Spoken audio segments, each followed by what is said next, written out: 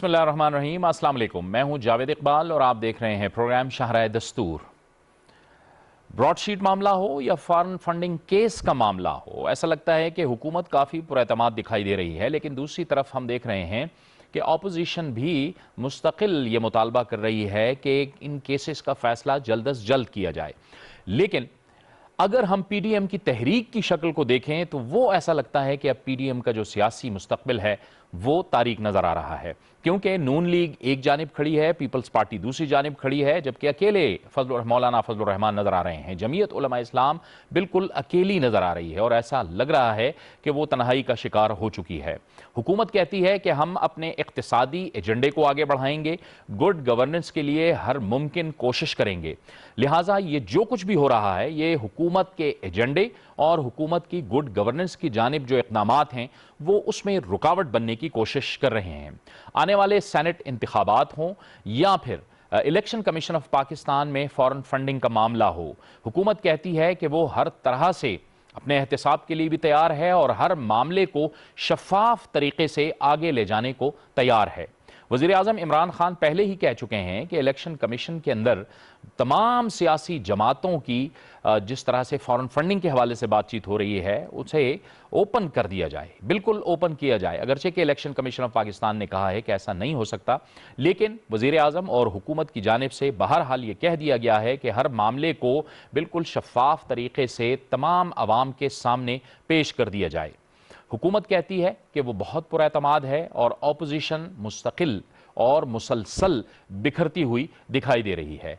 ऐसी सूरत हाल में आने वाले दिनों में सियासी मंजरनामा क्या होगा और मुल्क की जो इक्तिसादी सूरत हाल है उसके लिए हुकूमत के पास क्या ऑप्शन है, हुकूमत क्या कुछ कर सकती है, और फिर ये जो गैर मुल्की फंडिंग हो रही है या होती रही है इसके मुमकिना तौर पर क्या सियासी असरात निकल सकते हैं, इन तमाम मामलात पर आज अपने प्रोग्राम में हम बात करेंगे। और इसके लिए हमें ज्वाइन कर रहे हैं, सबसे पहले तारुफ करवाऊंगा पाकिस्तान तहरीक इंसाफ के रुकन कौमी असम्बली जनाब इब्राहिम खान। इब्राहिम खान साहब, आपको गुफ्तगू में खुशामदीद कहते हैं। हमें ज्वाइन कर रहे हैं इस गुफ्तगू में इलेक्शन कमीशन ऑफ पाकिस्तान के साबिक सेक्रेटरी जनाब कंवर मोहम्मद दिलशाद। कंवर दिलशाद साहब, आपको भी गुफ्तगू में खुशामदीद कहते हैं। और कराची से हमें ज्वाइन कर रहे हैं माहिर माशियात हैं, कराची चैम्बर के नायब सदर हैं जनाब शमसुल इस्लाम खान। खान साहब, आपको भी अपनी इस गुफ्तगू में खुशामदीद कहते हैं। इब्तिदा करेंगे हम इब्राहिम खान साहब से। इब्राहिम खान साहब, हुकूमत ऐसा लगता है काफ़ी पुरएतमाद है, अगरचे कि ऑपोजिशन आपको चैलेंज कर रही है ये फॉरेन फंडिंग केस के हवाले से, लेकिन वज़ीर आज़म साहब ने तो कह दिया है कि सब कुछ ओपन कर दिया जाए, तो आप काफ़ी पुरएतमाद नज़र आ रहे हैं। देखिए, एतमाद आता है जब आपके पास हकायकनामा हो और रिकॉर्ड सारा आपके पास मौजूद हो। इन्होंने क्या किया था कि कुछ लोगों के, कुछ कंपनीज के नाम लेके इन्होंने बकायदा कंटेनर पे खड़े होकर कहा था कि जी यहाँ से पैसे आए हैं।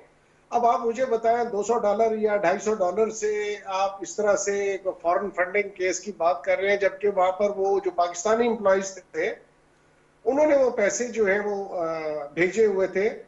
और एक एक हमारे पास 40,000 अफराद का जो डेटा है जिन्होंने कंट्रीब्यूट किया है पार्टी को, एक एक चीज हमारे पास मौजूद है। हम यही चाहते हैं, जब हम एक एक चीज का जवाब देने के लिए तैयार हैं, अगर इनकी बारी भी है तो इनको भी तैयार रहना चाहिए और दूध का दूध पानी का पानी हो जाना चाहिए। वंस एंड फॉर ऑल ये तमाम इल्जामात, ये जो भी एक दूसरे पे कीचड़ उछालने के मामले हैं, ये खत्म होकर हकायक की तरफ आए। और वाकई अगर किसी को फॉरेन फंडिंग हुई है, जैसे कुछ लोगों का कहा जा रहा है कि लीबिया से उनको बहुत फंड्स मिले और उसका मिसयूज हुआ, तो ऐसे लोग जो भी फिर सामने आएंगे, या $1 मिलियन कहां से, $1 बिलियन जो है वो सऊदीया से सिंगापुर जाता हुआ नजर आया है, या कुछ इस तरह की बातें हैं, तो ये सब क्लियर हो जाएगा। नहीं, इसमें घबराने को, घबराए तो वो जिसको कुछ अपना दाल में काला हो।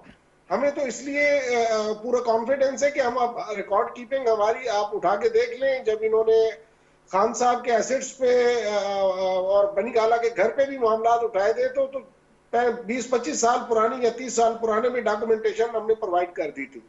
तो हम ये चाह रहे हैं कि वंस एंड फॉर ऑल ये सेटल हो जाए, और अगर कोई गैर कानूनी इकदाम उठाए गए हैं और गैर कानूनी तरीके से इस मुल्क में फंडिंग लाई गई है, तो उसका हमेशा के लिए सदेबाद किया जाए और ये मामला जो है आइंदा के लिए आने वाले तमाम वक्तों के लिए, सब लोगों के लिए एक क्लियर डायरेक्शन हो जाएगी।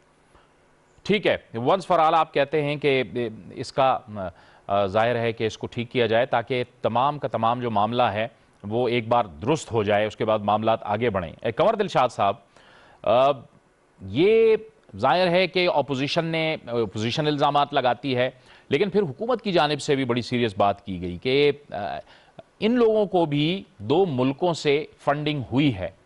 ये कितना संजीदा मामला है और ये किस तरफ जाता हुआ दिखाई दे रहा है आपको? देखा जी, असूली तौर पर ये जो फॉरेन फंडिंग केस है, ये तकरीबन 6.5 साल, पौने 7 साल से इलेक्शन कमीशन पाकिस्तान के यहाँ भी जेर समात रहा, अब भी समात है।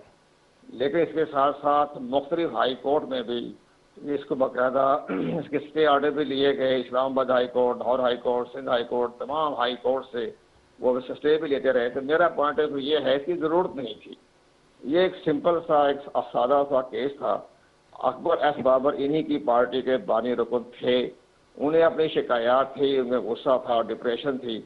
उन्होंने इसके बारे में एक एप्लीकेशन जो है इलेक्शन कमीशन पाकिस्तान में दाखिल करवा दी नवंबर 2014 में। इलेक्शन कमीशन में भी उसने तकरीबन 1 साल लगाया और अक्टूबर 2015 में इसकी कार्रवाई शुरू की। यहाँ इलेक्शन कमीशन का भी मुझे समझ नहीं आई, उनका विजडम कमज़ोर था या फुकदान था या लैक ऑफ कॉन्फिडेंस था। भी क्या जरूरत थी? एक आम शहरी ने दरख्वास्त दी है, पार्टी का बागी रुकन है, आप उसकी दरख्वास्त को रखें। और जो अपने तहरीक इंसाफ ने चेयरमैन इमरान खान के दस्तखतों से जो चार्टर्ड अकाउंटेंट की रिपोर्ट पेश की, पार्टी की एसेट लाइबिलिटी के जो हर साल अगस्त में पेश की जाती है हमारे इलेक्शन एक्ट के तहत, उस दरख्वास्त को और उनके जो तहरीक इंसाफ ने जो अपने जमा करवाए थे असासे चार्टर्ड अकाउंटेंट के जरिए, वो आप स्टेट बैंक ऑफ पाकिस्तान को भिजवा देते हैं। क्योंकि वहाँ स्टेट बैंक ऑफ पाकिस्तान में बाकायदा इसका एक सेल बना हुआ है कि ऐसे फंडिंग जो हुंडी के जरिए आए या गैर कानूनी तरीके से आए, तो उसके लिए बाकायदा एक बहुत बड़ा उनका सेटअप है। उसके मुताबिक वो इंक्वायरियाँ करते रहे। उसमें अकबर बाबर जानता है, गवर्नमेंट जानती, उस वक्त गवर्नमेंट तो नहीं थी इमरान खान साहब की, लेकिन पार्टी जाने वो जाने। अब इलेक्शन कमीशन ने बिला वजह अपने सर पे लिया। जब उस इलेक्शन कमीशन ने बिला वजह, कोई जरूरत नहीं थी। हमारा पॉइंट ऑफ व्यू ये था कि भाई इलेक्शन कमीशन में क्या काम है, लोगों की सिक्योरिटी चेक करते फिर फंडिंग वगैरह जो भी है, आप उनको FI के हवाले कर दें, स्टेट बैंक ऑफ पाकिस्तान को दे दें, नैब को दे दें। उसमें बाकायदा हमारा आर्टिकल 220 कहता है जिस इदारे से चाहे खिदमात हासिल कर सकता है इलेक्शन कमीशन ऑफ पाकिस्तान। बिला वजह उन्होंने इसको बहुत ज्यादा किया। फिर गैर है तहरीक इंसाफ भी कोई ना कहीं बेकायदगी बेज़ाबगी हो जाती है, तो उनको इल्म नहीं था कि भाई क्या मामले होते हैं, फंडिंग कहाँ से आ रही है, गैर ममनुआ है, कैसे है, वो सारे मामला है। फिर इनका जो तहरीक इंसाफ का जो चार्टर्ड अकाउंटेंट था, गलती तो उसकी है। उसका ये काम था कि जनाब मुझे पूरी तसल्ली के साथ वो अकाउंट बाकायदा चार्टर्ड अकाउंटेंट को लाखों रुपए देते हैं महीने का, वो सब चीजें उसे बना के पेश करता है इलेक्शन कमीशन पाकिस्तान को। तो ये सारा सिलसिला में ना पेश आता। अब हम इस पर बड़ी बहस कर चुके हैं, इलेक्शन एक्ट 2004 क्या कहता है, 210 क्या कहता है, 212 क्या कहता है, 215 क्या कहता है, ये सारी चीजें तो इलेक्शन की लॉ में है शामिल। अब ये मामला चूंकि अब आप देखें, आपने जिक्र किया इंट्रोडक्शन अपोजिशन का, तो मेरा पॉइंट ऑफ व्यू है कि अपोजिशन का क्या काम था इसमें? एक आम शहरी ने दरख्वास्त दी है, वो जाने, इलेक्शन कमीशन जाने, बाकी इदारे जाने, तो अपोजिशन का इस मामले में आना चाहिए ही नहीं था, नंबर 1। दूसरी बात, अगर अपोजिशन दरमियान में आ गई है, अकबर बाबर को हाईजैक कर लिया है, तो फिर आप ये समझिएगा फिर अपना सबूत पेश करें। अब एक आम शहरी तो इतना बड़ा सबूत पेश नहीं कर सकता। जो उसके माइंड में था, वो पार्टी का मेंबर था, उसके पास जो भी रिकॉर्ड आया उनके मुखालफिन ने दिया, वो उसने पेश कर दिया। अब अपोजिशन के बड़े बड़े रहनुमा हैं, तो वो अगर आप बीच में आ गए हैं तो उनको काम है कि वो सारे सबूत पेश करें। अब मामला जहाँ के प्राइम मिनिस्टर साहब ने बहुत लेट फरमाया कि भाई ओपन कर दें, तो ओपन ना करने की तो तहरीक इंसाफ के ही रहनुमाओं ने बाकायदा दरखास्तें दी हुई हैं इलेक्शन पाकिस्तान को भी। अच्छा, इसमें कंवर साहब जब ऑपोजिशन आ गई है तो फिर अब ऑपोजिशन की भी जिम्मेदारी तो बनती है ना, क्योंकि अब तो तहरीक इंसाफ भी ये कहती है कि भाई आप भी अपना हिसाब किताब तो सामने लाए ना। नहीं, वो तो बात दुरुस्त है, वो तो हिसाब देना पड़ेगा ना जी। उसमें पाकिस्तान मुस्लिम लीग, नवाज ग्रुप और इसके बाद पीपल पार्टी पार्लियामेंट्री को अपना हिसाब देना पड़ेगा। वो हिसाब दिया है, उन्होंने दरखास्त दी है। फौरक हबीब साहब बड़ा अच्छा काम कर रहे हैं, वेरी नाइस पर्सन, और बड़े लॉजिक से बात करते हैं वो। तो उन्होंने भी बाकायदा एक इलेक्शन कमीशन पाकिस्तान में इन पार्टियों के खिलाफ दरखास्त दी हुई है। तब उसका वो जवाब दें, सवालनामा जो भी आ रहा है, जो सबूत पेश करना चाहे वो दे दें। लेकिन वो अपना केस देखें ना, अपनी अब अगर वो तहरीक इंसाफ के साथ आ गए हैं तो फिर उनका फर्ज बनता है कि वो अपना सबूत पेश करें। उनके जो बड़े बड़े रिसोर्सेज हैं, अकबर बाबर के पास कोई रिसोर्स, वो ईमेल से सारा लेता है, ईमेल ले ली, वेबसाइट ले लिया, गूगल ले लिया, वहां से वो अपने रिकॉर्ड निकाल के वो पेश करते रहते हैं पाकिस्तान इलेक्शन कमीशन में। अब मामला जो है वो आखिरी स्टेज पर आ गया, ज़ाहिर है बहुत प्रेशर पड़ गया, इंटरनेशनल भी पड़ गया है, डिप्लोमेट्स की तरफ से भी तमाम बातें जब तमाम ममालिक में जा रही है कि पाकिस्तान में एक फॉरेन फंडिंग का केस जारी हो गया।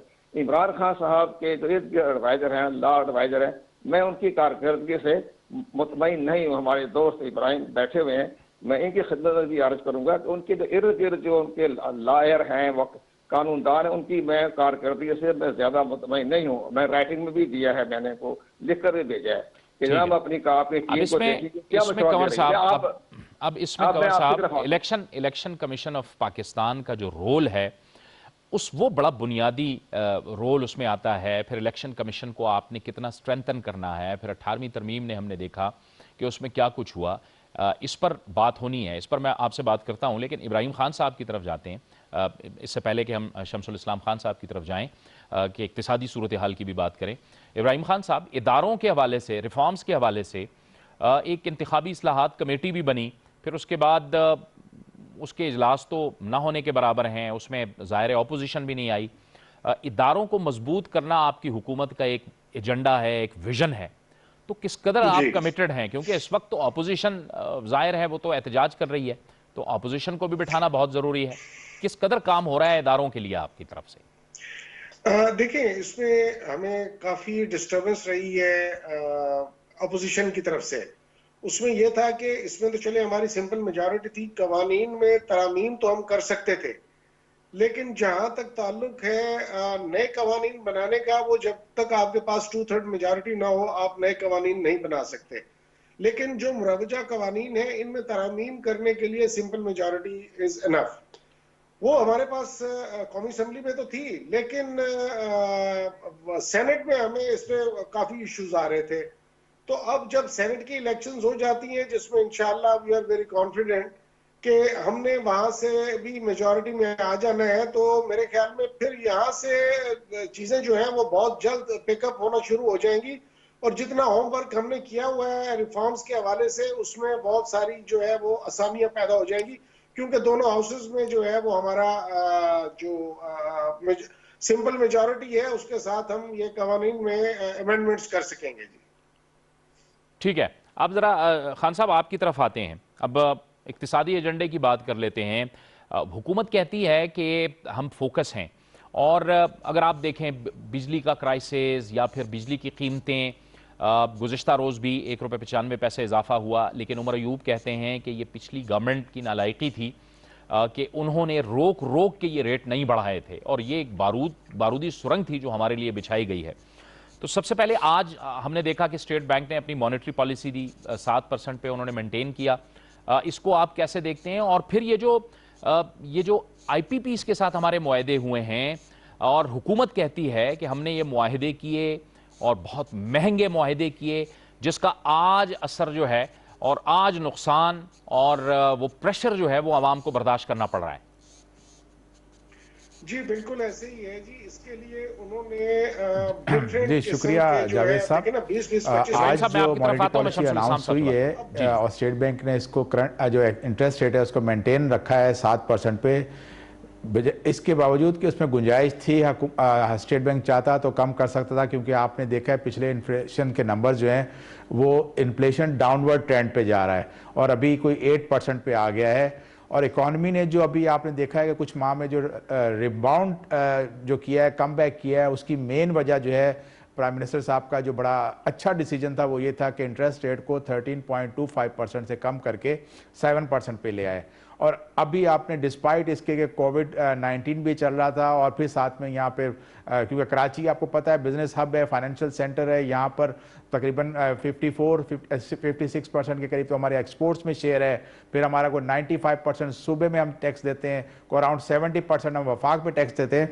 तो मेन एक्टिविटीज़ कराची से जनरेट होती हैं और यहाँ पर बारिशों के और कोविड के बावजूद भी इकोनॉमी का वापस अपनी एक्टिविटीज़ को बहाल करना, ये हुकूमत की पॉलिसीज़ों का रिजल्ट था, जिसके ऊपर हमने बिजनेस कम्युनिटी ने एतमाद का इजहार किया। और इस वक्त आज जो हम उम्मीद लगा रहे थे कि शायद इसके अंदर जो है कोई 1% तक की गुंजाइश निकाली जाए और कम करे, ताकि वो जो सेकेंड वेव अब शुरू हो चुकी है कोरोना की, उसको भी और मजीद तेजी के साथ आप उसके असरात को दूर करें और इकोनॉमी वापस अपने ट्रैक पे और तेजी से आए। क्योंकि आपने देखा है कि हमारी एक्सपोर्ट्स भी पिछले महीनों से बढ़ रही हैं और हमारे पास जो है रेमिटेंस ओवरसीज वो भी बढ़ रही थी। हमारा रुपया भी 168 से नीचे 158 पे आ गया, स्ट्रांग हुआ, तो अब जो है आज 160 तक पहुंचा हुआ है। तो इंडिकेटर्स थे कि इस पे कर दें, बहरहाल जैसा हो गया फैसला, तो बहरहाल उसको भी उन्होंने बढ़ाया नहीं, तो ये बहुत अच्छी बात है।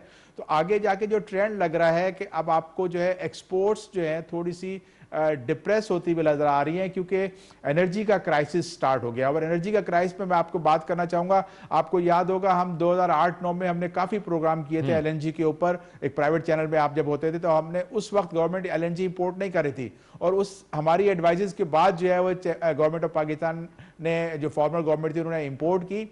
लेकिन एलएनजी जो है कभी भी एज ए परमानेंट सोल्यूशन नहीं था। एनर्जी क्राइसिस पाकिस्तान में था, उसको एज ए स्पेयर व्हील तो यूज किया जा सकता है, लेकिन प्रीवियस जो फॉर्मर जो गवर्नमेंट गुजर गई है, उसने कोई लॉन्ग टर्म पे डिसीजंस एग्रीमेंट किए 15 इयर्स के, और फिर एक बड़ी उसमें एक कंडीशन थी कि टेक और पे, आप गैस लो या नहीं लो, आपको पेमेंट करनी पड़ेगी। और साथ ही जो उससे पहले जो माजी की हुकूमत गई थी, उसने भी आप देखें कि आईपीपी के साथ जो कॉन्ट्रैक्ट किया वो बड़ा हाई उस पे गए, और साथ ही उन्होंने कैपेसिटी के ऊपर पेमेंट की। अब बहुत सारे पावर जनरेशन कंपनीज हैं, प्लांट्स हैं ऐसे जो इनएफिशिएंट हैं, और जो एफिशिएंट है, एफिशिएंट को ज्यादा नहीं चलाया जा रहा, इनएफिशिएंट को चलाया गया, और उसका जो है अपना जो कैपेसिटी का जो है उसकी बेस पे आपको डॉलर की शक्ल में बिल करते रहे। तो ये एक ऐसा था सिनेरियो कि दोनों जो माजी की हुकूमतें गई, उन्होंने इंडस्ट्री की जो एक्टिविटीज थी, इंडस्ट्रियल ग्रोथ के लिए आपको सबसे पहले जरूरी होता है, बेसिक इंग्रेडिएंट है आपका एनर्जी, अगर वो अवेलेबल हो और सस्ती अवेलेबल हो, तो फिर तो पाकिस्तान में इंडस्ट्री की जो प्रोडक्ट है वो बहुत ज्यादा, प्रोडक्शन है वो बहुत ज्यादा हो सकती है। लेकिन जब आप बिजली को रीजन में महंगा कर दें, गैस आपकी महंगी टर्म्स पे खरीद ली जाए, तो फिर ये है कि एनर्जी जो सेक्टर है, बिजनेस सेक्टर, इंडस्ट्रियल सेक्टर, वो सफर करता है। और आपने देखा कि रीजन के अंदर जो है प्राइसेस कम थी, लेकिन हमारी जो फॉर्मर गवर्नमेंट थी उसने बड़े लॉन्ग टर्म पे हाई रेट पे काम किया, और उसको भी जो प्रूडेंट सोल्यूशन था उस वक्त अवेलेबल था। आपको याद होगा डॉल्फिन पाइपलाइन, अगर डॉल्फिन पाइपलाइन जो कतर की कंपनी थी वो कर रही थी, और वो दुबई को उससे सप्लाई कर रही थी गैस, अगर उसमें अगर वो फॉर्मर गवर्नमेंट जो है टाइमली उस पर इंप्लीमेंट कराती, डिसीजन लेती और उसके साथ वो एग्रीमेंट में शामिल होती, तो आपको एलएनजी की जो ट्रांसपोर्टेशन कॉस्ट जो आपने ह्यूज अमाउंट पे किया है वेसल्स के जरिए लाके, यानी वेसल्स के जरिए जो एलएनजी आ रही है वो महंगी पड़ती है, जो वेसल्स के जरिए जो एलएनजी आई है वो बहुत महंगी पड़ी है। गैस ला सकते थे, तो आपकी वो ट्रांसपोर्टेशन कॉस्ट इतनी हैवी नहीं थी, और उससे रिजल्ट ये निकलता है कि आपकी इंडस्ट्री को एक अच्छा जो है और रेट पे गैस मिलती रहती। फिर दूसरी बात ये है कि आपने जो माजी की हुकूमतें थी, उन्होंने अपने जो पावर जनरेशन थे, प्लांट थे, जो उनको ज्यादातर थर्मल पे रखा, उन्होंने पेट्रोल से कम करके आपको फ्यूल से कम उनको कन्वर्ट किया एलएनजी के ऊपर। इसका मतलब है ताकि एलएनजी आपकी ज्यादा से ज्यादा इंपोर्ट होती रहते। हालांकि उनको चाहिए था कि वो टेम्परेरी फेज, जब गैस की शॉर्टेज थी उस वक्त एलएनजी तो मंगा लेते, और वो भी विद इन उनका जो मैंडेट था 5 इयर्स का, उस तक एग्रीमेंट करते। तो फिर ये, और साथ ही उनको चाहिए था कि जो जितने भी पावर जनरेशन प्लांट है उनको हाइड्रो पावर पे लेके जाते हैं, क्योंकि आप देखेंगे एनर्जी मिक्स जो है उसमें हमारा हाइड्रो पावर का तो बहुत कम उस वक्त जो है शेयर था, और हम ज्यादातर फ्यूल बेस अपने पावर प्लांट चला रहे थे, जिससे तो नेचुरली बिजली महंगी होनी है, और उससे फिर जो है कुछ लोगों को बहुत ज्यादा फायदा हो गया। तो ये एक बहुत बड़ा सेटबैक हुआ पाकिस्तान की इंडस्ट्री के साथ, जिसमें आपने देखा है ओवर द ईयर्स जो है आपकी एक्सपोर्ट्स जो है वो कम हो गई थी, 25 बिलियन से कम हो गए 23 बिलियन पे आ गई, और उसके बाद आपका इंडस्ट्रियल सेक्टर जो है उसकी एलएसएम की ग्रोथ भी आपकी नेगेटिव शमसुल इस्लाम साहब, ये एग्रीकल्चर लॉन्ग टर्म क्या करना है, नारे बहुत लगाए, लेकिन लॉन्ग टर्म क्या करना है ये तो मैं आपसे पूछता हूं। लेकिन इब्राहिम खान साहब आपकी तरफ आते हैं यहाँ, ये सारी बातें आपके सामने हैं, जाहिर है आपके लिए, आपकी हुकूमत के लिए मुश्किलात तो हैं कि एक तरफ अगर आप रेट बढ़ाते हैं तो प्रेशर आता है कि महंगाई बढ़ रही है, लेकिन दूसरी तरफ आप जाहिर है बताएंगे अवाम को कि क्या क्या कुछ हुआ है। ये जो कुछ हुआ है, ये आईपीपीस के साथ मुआहदे, फिर ये एलएनजी के मामलात, अब हुकूमत कितनी फोकस है कि इन मामलात को देखे, इस पर तवज्जो दे और जरा बेहतरी की तरफ जाए? बेहतरीन हल है और जल्द जिसको अचीव किया जा सकता है वो है आपका थ्रू अल्टरनेट एनर्जी। ये एलएनजी और ये जो इसके ऑयल्स के थ्रू ये कर रहे हैं एनर्जी जनरेशन, इससे हट के अगर आप सोलर की तरफ चले जाएं, दुनिया इस वक्त सारी सोलर की तरफ कन्वर्ट हो रही है और पाकिस्तान दुनिया के 10 ममालिक में है जहां पर के सबसे ज्यादा सनशाइन होती है जी, और टॉप 10 दुनिया के टॉप 10 कंट्रीज में से। अब इसी साल लास्ट ईयर फरवरी में कतर ने एक 800 मेगावाट का किया सोलर का जो है कॉन्ट्रैक्ट कैलिफोर्निया कंपनी के साथ, उसका नाम था जी यूटिलिटी ड्रामा। तो उन्होंने 1.56 सेंट, मकसद है कोई ₹2.5 यूनिट पे उन्होंने 800 मेगावाट का किया। अगर हम उस तरफ चले जाएं और अल्टरनेट एनर्जी पे मकसद है सोलर को इंडक्ट कर लें और वो इंटरनेशनल लेवल पे नए कॉन्ट्रैक्ट्स में आके इतनी चीपर उसमें अगर इलेक्ट्रिसिटी अवेलेबल हो सकती है, तो हम क्यों ये 20-25 रुपए वाली इलेक्ट्रिसिटी की कंजम्पशन की तरफ जो है वो ज्यादा वो करें। मैं समझता हूं जब तक इलेक्ट्रिसिटी की कीमतें कम नहीं होती और जब तक ये इंटरेस्ट रेट मजीद कम नहीं होता, उस वक्त तक हमारी इंडस्ट्री उस रफ्तार से नहीं उठ सकेगी जिस रफ्तार से कि उसको चलना चाहिए। और हमारी गवर्नमेंट का पूरा फोकस है इस पे।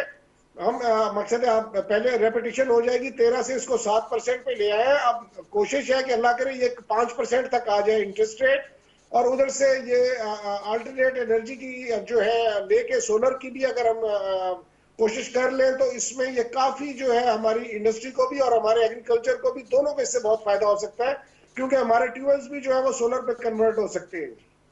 ठीक है, ये तो जाहिर है हुकूमत के लिए जो चैलेंजेस हैं उनको जिस तरह से हुकूमत को देखना चाहिए उस तरह से हुकूमत उसको देख रही है। लेकिन दूसरी तरफ अगर हम निज़ाम की बात करें तो निज़ाम के अंदर भी बहुत सी खराबियां हैं जिसे अब दुरुस्त करना है, और उस दुरुस्त करने के लिए जाहिर है कि हुकूमत ने भी बैठना है, अपोजिशन ने भी बैठना है।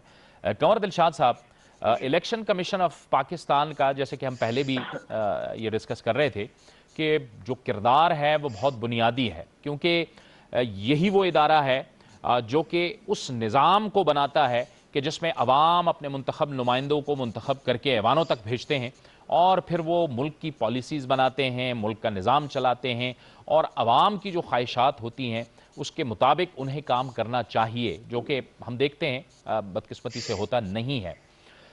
मामला इदारों का है, इदारों को किस तरह से शफाफियत के साथ आगे बढ़ना होगा, इसकी मजबूती के लिए हुकूमत को क्या किरदार अदा करना होगा, अपोजिशन को क्या किरदार अदा करना होगा? देखा जी, असूली तौर पर इलेक्शन कमीशन पाकिस्तान जो है वो इन्होंने 2018 के इंतखाबात भी करवाए, इससे पहले भी इंतखाबात होते रहे, जबकि हमारे पास जो रिकॉर्ड है 51 से लेकर 2018 तक जितने भी इंतखाबात हुए, जो हारने वाली जमातों ने इदारे को शदीद तनकीद का निशाना बनाया। इसी तरह 2008 के, 2013 के इलेक्शन हुए, 2018 के इलेक्शन हुए। अब 2018 के इलेक्शन अमूमी तौर पर बेहतर थे, इंटरनेशनल ऑब्जर्वर ने भी उस पर अतमाद का इज़हार किया था, लेकिन बहरहाल हमारी अपोजिशन ने उस पर इंतहाई मुतनाज़ा बना के हुकूमत को भी एक डिफेंस पे ले आए। अब हुकूमत को बड़ी मजबूर अपने तर्जमानों को सहारा लेना पड़ा। अब ये मामला अब आप देखें कि फॉरेन फंडिंग केस में इलेक्शन कमीशन ने बिला वजह ताखीर की है। बेशक वो हाई कोर्ट से, सुप्रीम कोर्ट से स्टे लेते जाते हैं, लेकिन अपना काम उन्होंने करते जाना चाहिए था। अब ये देखिए कमेटी बनी है, सिक्योरिटी कमेटी 1.5 साल से जो है वो अभी तक वो कागजात की छानबीन कर रही है। तो अब पहली बार इसलिए अब चाह के जो कि 3 दफा स्क्रूटनी कमेटी ने इलेक्शन कमीशन को अपनी रिपोर्ट पेश की। इलेक्शन कमीशन ने 3 दफा की इनकी रिपोर्ट जो थी स्क्रूटनी कमेटी को रिजेक्ट कर दी। इसका मतलब है कि इलेक्शन कमीशन की हाई कमांड में तो शफाफियत नजर आ रही है, वरना तो जैसे उन्होंने पहली रिपोर्ट पेश की थी उसी पर फैसला दे देते।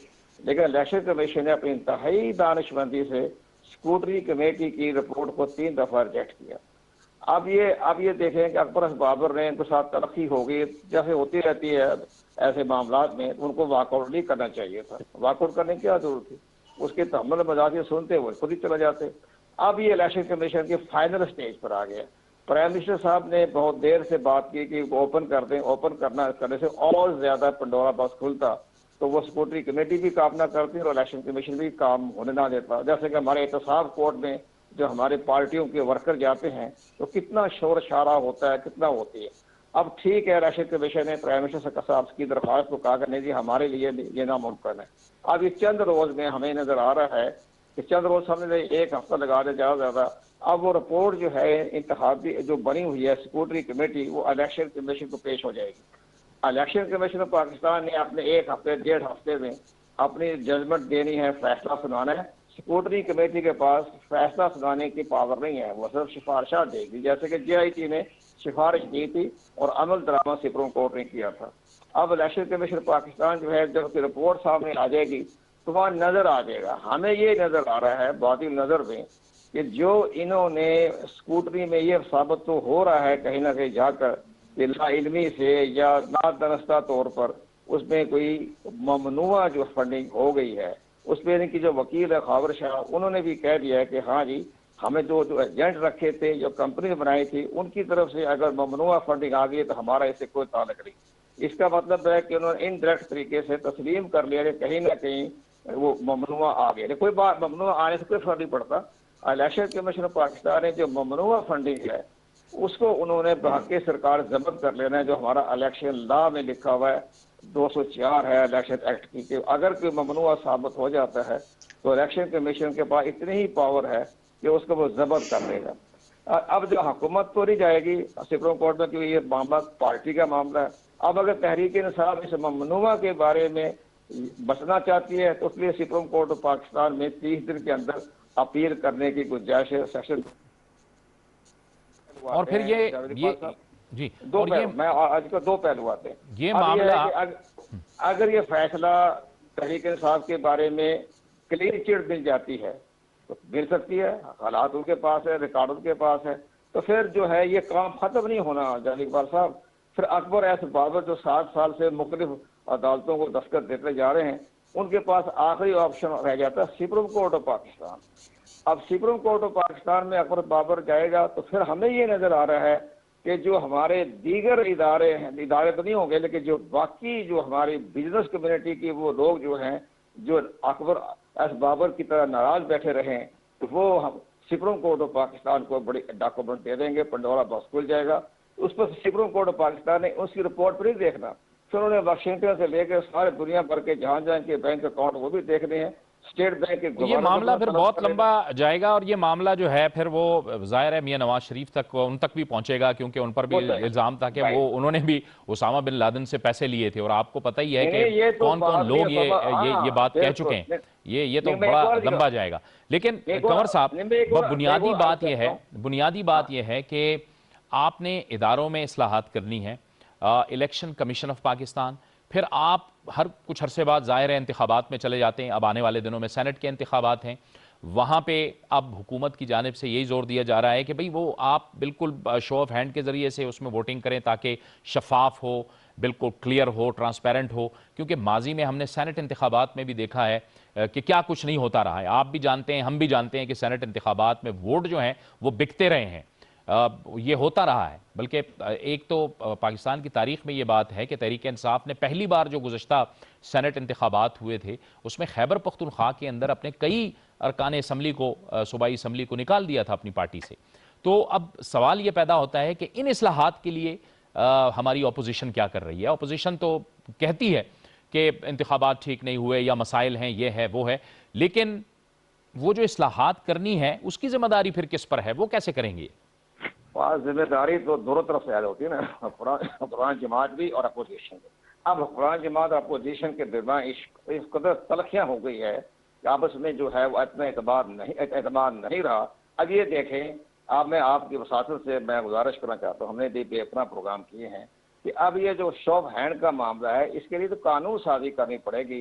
लेकिन पाकिस्तान के अटॉर्नी जनरल ने जो मशावरत की तो हमें हमेशा हैरानगी होती है कि इतना बड़ा इदारा, stakeholder election commission of Pakistan, election commission Pakistan को एतमाद में नहीं लिया गया।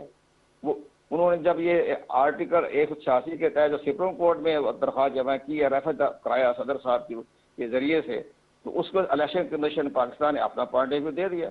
उनका भी आर्टिकल 226, आर्टिकल 59, 224, 51, 106 इनमें तरमीमें करनी पड़ेगी। यानी 8 जो है हमारी आर्टिकल जो है हमारे कॉन्स्टिट्यूशन के, उसकी तरमीम करने के लिए हुकूमत के पास तो मेजॉरिटी नहीं है। हुकूमत ने जाना अपोजिशन कहती है जी आपने हुकूमत से बात की तो ये एनआरओ की बात करना शुरू कर देते हैं। तो ये तलखियाँ इतनी बढ़ेगी कि ये जो है हमारा सेनेट का इलेक्शन जो है ये फरवरी के आखिरी में शेड्यूल आ जाएगा, 2 मार्च के इंतखाबात हो जाएंगे। तो ये तो मामला बगैर तरमीम के बात नहीं बनेगी। अब सुप्रीम कोर्ट ऑफ पाकिस्तान ने फैसला करना है, खुद तो वही कहेंगे जी आप ये कर दो, कि आप तरमीम करें, आइन में आपने जो भी इस पर तरमीम करनी पड़ेगी। अब हमारे अटॉर्नी जनरल साहब ये फरमा रहे हैं कि जी आर्टिकल 226 तो वैसे ही है सदर के इलेक्शन के लिए है, इसमें सेनेट का रश काम होता है। तो हमें बड़ी हैरानगी पैदा होगी कि आर्टिकल 226 में लिखा हुआ है कि जी तमाम इलेक्शन जो हैं वो सीक्रेट बाई बैलेट से होने स्वाय प्राइम मिनिस्टर और चीफ मिनिस्टर के। इसी तरह उन्होंने कहा जी शो ऑफ हैंड कर लें, ऑर्डिनेंस दे दें सदर साहब। अब देखिए अब ऑर्डिनेंस के जरिए सेनेट के इंतखाब तो नहीं होते। तो ये हमारी जो लॉ की बहरीन है वो भी तो कंफ्यूजिंग पैदा कर रही है। अब चंद हफ्तों में या चंद दिनों में सुप्रीम कोर्ट ऑफ पाकिस्तान जो रेफरेंस भेजेगी उसमें अपनी राय दे देगी कि भाई आप कानून साजी कर लें। आसान तरीका ठीक है। इब्राहिम खान साहब की तरफ आते हैं। इब्राहिम खान साहब से पूछेंगे कि अब ये सारी बातें सामने हैं, क्योंकि ऑपोजिशन जब आपसे बात करती है तो आप फिर कहते हैं कि वो तो एनआरओ मांगते हैं, क्योंकि वो जाहिर है आपसे नैब के हवाले से बात करते हैं। इस पे आपका मौक़िफ़ क्या है? लेकिन मैं पहले शमसुल इस्लाम खान साहब की तरफ जाऊंगा। खान साहब, अब हुकूमत के पास ये सारी बातें तो आपने कह दी कि एक LNG के मामलात थे या IPPs के साथ मुआहदे हुए, तवील कॉन्ट्रैक्ट्स हुए, महंगे हुए, जो हुकूमत भी कहती है और वो ये कहती है कि इसके असरात फिर आज आवाम को भुगतने पड़ रहे हैं। लेकिन अब लॉन्ग टर्म क्या करना है हुकूमत को, क्या बेहतरी हो सकती है? क्योंकि आवाम तो हुकूमत की तरफ देखती है कि वो महंगाई भी कम करेगी, और जाहिर है कि ये बड़े बड़े मुआहदे हुए, बड़े बड़े कॉन्ट्रैक्ट्स हुए। अब इंडस्ट्री को भी आपको चलाना है, सनतों को चलाना है, आपने मईशत के पहिए को चलाना है। लॉन्ग टर्म क्या करना होगा? देखिए, हुकूमत को पहले तो शमसुल इस्लाम खान साहब, मैं शमसुल इस्लाम साहब की तरफ आ रहा हूं। उनको रीनेगोशिएट करें, क्योंकि जितने भी एग्रीमेंट्स हुए थे वो उसकी कोई लॉजिक नहीं बनती थी।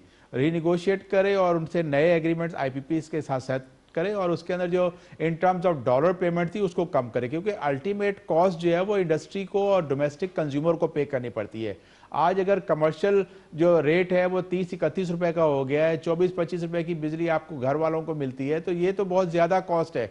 और आपको एक एनर्जी जब रिफॉर्म्स करते हैं उसके बाद साथ आपको जो है आपको एक लॉन्ग टर्म पॉलिसी देनी होगी, और वो तभी मुमकिन है। जैसे हमारे कराची चैम्बर ऑफ कॉमर्स के जो फाउंडर चेयरमैन सिराज कासिम तेली साहब जो है, मरहूम, उनका इंतकाल हो गया, वो कई सालों से कह रहे हैं कि भी चार्टर ऑफ इकोनॉमी होना चाहिए, ताकि अपोजिशन और गवर्नमेंट जो है वो एक चार्टर ऑफ इकोनॉमी साइन करे। और ये जो आजकल जो ये डेमोस्ट्रेशन हो रही है, पॉलिटिकल डेमोस्ट्रेशन, इससे बिजनेस और इकोनॉमी हर्ट होती है। आपके रोड जाम कर दिए जाते हैं, आपको आना जाना इंडस्ट्री में ना वर्कर आ सकता है, ना आपके एक्सपोर्ट कंटेनर ट्रांसपोर्ट हो सकते हैं। अब आपको मैं मिसाल देता हूं कि पाकिस्तान कराची में जो है वो 24 घंटे आपकी जो एक्सपोर्ट कंटेनर की ट्रांसपोर्ट मूवमेंट नहीं हो सकती, वो चंद सेलेक्टेड घंटे हैं जिसमें वो खोला जाता है। तो अब जब इकोनॉमी बेहतर होगी तो फिर आपकी एक्सपोर्ट बढ़ाने के लिए आपको काम करना होगा, ताकि एक्सपोर्ट बढ़े, और उसको फिर आपने सुपर हाईवे जो मोटरवे आपका जो बना हुआ है उसको लिंक करना होगा डायरेक्ट आपके पोर्ट के साथ, ताकि 24 आवर्स जो है आपकी एक्सपोर्ट बढ़े। इस गवर्नमेंट ने ये बड़ा अच्छा काम किया है कि एक्सपोर्ट को रिवाइव कर दिया और एक्सपोर्ट बढ़ना शुरू हो गई, और इसको सस्टेनेबल एक्सपोर्ट रखना पड़ेगा, क्योंकि हमारा जो माजी की हुकूमतों की पॉलिसीज की वजह से जो उन्होंने जितने ब्लंडर्स किए, जो उन्होंने उसके अंदर इंजीनियरिंग की, उन सब का मैस जो है अब मौजूदा हुकूमत को भुगतना पड़ रहा है। और इस हालात में होते हुए उनको अपने इंटरेस्ट रेट रिजीम को भी आगे डाउन करना होगा। और जैसे भाई ने कहा कि हमें अब अल्टरनेटिव एनर्जी की तरफ जाना होगा। हमारा जो है अगर एनर्जी मिक्स देखें तो उसमें अल्टरनेटिव एनर्जी है ही नहीं। हमें सोलर एनर्जी पे काम करना है, हमें हाइडल एनर्जी पे, जो कराची का आपने देखा कितना बड़ा बेल्ट है आपकी सी का, उसके ऊपर कोस्टल बेल्ट के ऊपर आपको हाइडल एनर्जी पे भी जाना होगा। आप इसके साथ ही आप बायोमास के ऊपर भी जाओ, आप अल्टरनेटिव जो चीजें आप मिल सकती हैं आप उससे एनर्जी प्रोड्यूस करो, ताकि एनर्जी सस्ती से सस्ती हो। और फिर आपको एक इन्फ्लेशन जो है, जो इस वक्त जो बढ़ा हुआ है, हुकूमत ने बड़ी कोशिश की, पिछले दिनों में उन्होंने बहुत बड़ा पैकेज भी प्राइम मिनिस्टर साहब ने अनाउंस किया सब्सिडी का थ्रू यूटिलिटी स्टोर, लेकिन उसके बावजूद भी जो माफियाज हैं वो इतने ज़्यादा ताकतवर हुए हैं, क्योंकि आपको पता है कि इसके अंदर भी बहुत सारे लोग, पॉलिटिकल लोग इन्वॉल्व होते हैं, और वो एक टूल के तौर पे महंगाई को, वज़ीर आज़म साहब को, मौजूदा हुकूमत को बदनाम करने के लिए वो ऐसा क्रिएट कर रहे हैं, बार बार ग़िज़ाई बहरान पैदा करते हैं, बार बार। अभी आटे की प्राइस जो है आपने लास्ट देखा था कि कुछ 70-75 पे गई थी, इस दफ़ा आज जो आटा है 77 पे पहुंच गया है। तो मासिस को जो है वो जो टेक्निकल चीज़ें हैं उसकी बजाय वो कहते हैं कि मेरा जो है घर का चूल्हा कैसे चलेगा। अब एनर्जी की, अभी गैस की सप्लाई शॉर्ट होगी तो बहुत सारे लोगों को जो है, जो लोगों ने एम्प्लॉय किया था टेक्सटाइल सेक्टर ने, वो हो सकता है कि ले ऑफ भी करें। तो हमें अपनी प्रायोरिटीज़ को भी चेंज करना पड़ेगा। प्राइम मिनिस्टर साहब जो है बहुत बोल्ड डिसीजन ले सकते हैं। उनको चाहिए कि एक तो पावर सेक्टर को टेलीकॉम्स के सेक्टर की तरह जो है लिबरलाइज कर दे। गवर्नमेंट का काम बिजनेस नहीं करना चाहिए। माजी की हुकूमतें अपने इन्वेस्टेड इंटरेस्ट की वजह से जो है वो अपने हाथ में रखती रही हैं और उससे मुल्क को नुकसान हुआ। लेकिन आपका जो देखें, ना आपकी एक्सपोर्ट्स बढ़ी ना आपकी इंडस्ट्री बढ़ी। तो हुकूमत को, मौजूदा हुकूमत के पास ये चांस है कि वो आपकी जो एनर्जी सेक्टर है उसको लिबरलाइज करके आज़ाद कर दे और प्राइवेट सेक्टर को कहे वो लेकर आए, ताकि आपको जो महंगी चीज़ खरीद के, महंगी चीज़ बना के फिर सस्ती देनी पड़ती है, जिसके रिजल्ट में आपका सर्कुलर डेट इतना बड़ा हो जाता है, वो दूर ना हो, फिर लोगों को रोजगार मिले। इन सारी एक्टिविटीज से आपका जो है लोग आपका वोट बैंक बढ़ता है, क्योंकि ये वो चीज़ें हैं कि आप जब आवाम को रिलीफ पहुंचाते हो तो डायरेक्टली उसका अफेक्ट उनकी जिंदगी पे रोजाना की पड़ता है। फिर वो ये बात नहीं सोचते कि जी महंगाई, जो अपोजिशन जो रोडों पे नारे लगाती है कि जी शमसुल इस्लाम साहब, ये कंस्ट्रक्शन इंडस्ट्री को जो पैकेज मिला है इससे भी बेहतरी आई है। मौजूदा कंस्ट्रक्शन इंडस्ट्री को मिला है, इमरान खान साहब की कौन सी मिल है? कोई शुगर मिल है?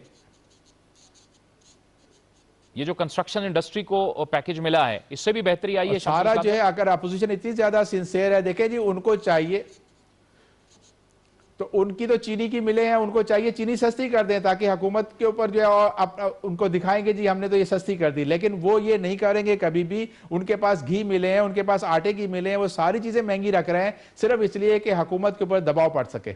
अच्छा, ये कंस्ट्रक्शन का जो पैकेज दिया है वज़ीर आज़म ने, इससे भी बेहतरी आई है आपके ख्याल में? जी देखें, इसके असरात भी आहिस्ता आहिस्ता नजर आएंगे, क्योंकि आपको पता है कि जैसे ये पैकेज अनाउंस हुआ तो आप सीमेंट की प्राइस बढ़ गई और अभी जो है सरिया की प्राइस बढ़ गई, तो जो कि आपकी कंस्ट्रक्शन कॉस्ट को बढ़ा रही है। हमारे पास जो है माजी में एक स्टील मिल लगाई गई थी 70s के दौर में, उसके बाद उसके ऊपर मुसलसल हुकूमतों ने करप्शन की, जो माजी की हुकूमतें थी, और वो आज जो है कबाड़ खाना बन के गई। इस हुकूमत को ये भी चाहिए कि अगर आपने इंडस्ट्री को रिवाइव करना है, कंस्ट्रक्शन की इंडस्ट्री को, तो जिसमें बेसिक सीमेंट और सरिया लगता है, उस सरिये के लिए आपको स्टील मिल को रिवाइव करना पड़ेगा। और आप उसकी जो है यहाँ पाकिस्तान में जो जितनी भी स्टील मिल बना रही है सरिया, वो ज्यादातर इंपोर्टेड स्क्रैप पे चलती हैं। ठीक है, ठीक है, बहुत बहुत शुक्रिया, बहुत बहुत शुक्रिया शमसुल इस्लाम खान साहब, आपने हमें कराची से ज्वाइन किया, आपका शुक्रिया। इब्राहिम खान साहब हमारे साथ मौजूद हैं, कंवर दिलशाद साहब हमारे साथ मौजूद हैं, उनके साथ गुफ्तगू का सिलसिला आगे बढ़ाते हैं। जी इब्राहिम खान साहब, आप फरमाइएगा, ये सारी बातें आपके सामने हैं। वही बात जो मैं पहले कर रहा था कि जब अपोजिशन के साथ आप बात करते हैं, आपका गिला ये होता है कि वो आपसे, वज़ीर आज़म साहब कहते हैं कि वो तो NRO मांगते हैं, फिर ये बात कैसे होगी? फिर आपके जो एजेंडे हैं, जो आपका विजन है, वो आगे कैसे बढ़ेगा? क्योंकि आपके सामने रुकावटें भी बहुत बड़ी हैं। बिल्कुल, हमारे सामने रुकावटें थी जी आज तक। अब जो ही इस सेनेट के इलेक्शंस हो जाएंगे तो उन रुकावटों में जो है काफी नरमी आ जाएगी, क्योंकि सेनेट में भी हमारी सिंपल मेजॉरिटी बन जाएगी जी। अब जब दोनों हाउसेस में हो जाएगी सिंपल मेजॉरिटी, तो हम कम से कम जो कवानीन में अमेंडमेंट्स हैं वो हम आसानी से सिंपल मेजॉरिटी के साथ करके और वो बेहतरी ला के और हम अपने मामलात को, अपने एजेंडे को आगे बढ़ा सकते हैं। ये बड़ा सिंपल, इतना ज्यादा कॉम्प्लिकेटेड मसला नहीं था। असल में हुआ यह है कि रुपए का, देखे ना, मैं जिस तरह आपको भी मेंशन किया है कि 2.5 रुपए की बिजली जो इस वक्त दुनिया में अवेलेबल हो रही है, और वो चीज जो है हमें 25 रुपए की मिल रही है, तो कहां से कौन सा इंडस्ट्रियलिस्ट या कौन सी अपना एग्रीकल्चर या कौन सा जो है आपकी कंस्ट्रक्शन जो है के इदारे वो उसमें आ सकेंगे, क्योंकि 10 टाइम्स जब कॉस्ट ऑफ प्रोडक्शन ही ज्यादा होगी। अब बेसिक, अगेन मैं दोबारा ये कहूंगा, इसका बड़ा सिंपल और स्ट्रेट फॉरवर्ड सा है। दो मेन चीजें हैं, एक सबसे major energy, cost of energy को डाउन करना है, और दूसरा आपके इंटरेस्ट रेट को। ये दोनों चीजें जिस वक्त हम कामयाब हो जाते हैं नीचे लाने में, तो इंशाअल्लाह ताला पाकिस्तान की इकोनॉमी एकदम जोर से उठेगी, और आप कंपेटिटिव रेट पे मार्केट अपना पूरे दुनिया में कंपटीशन करके जो है अपना ज्यादा से ज्यादा एक्सपोर्ट्स कर सकते हैं।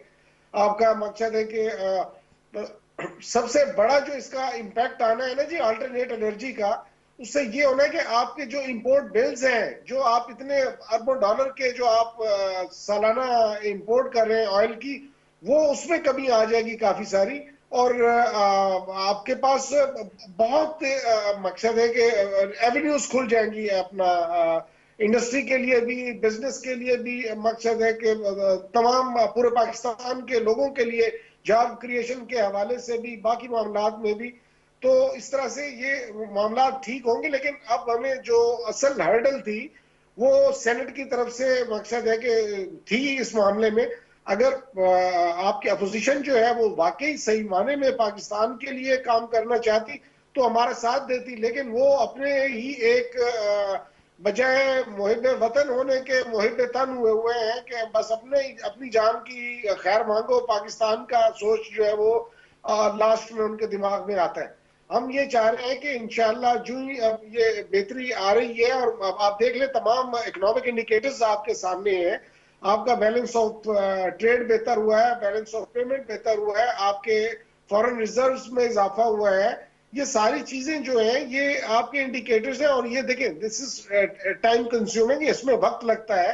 एकदम से मकसद है कि आप दिन में इसको नहीं उठा सकते, टाइम लगा है। 2.5 साल में आपको एक स्टडी जो है प्रोग्रेस नजर आ रही है, इकोनॉमी में बेहतरी की तरफ जा रही है कोविड होने के बावजूद।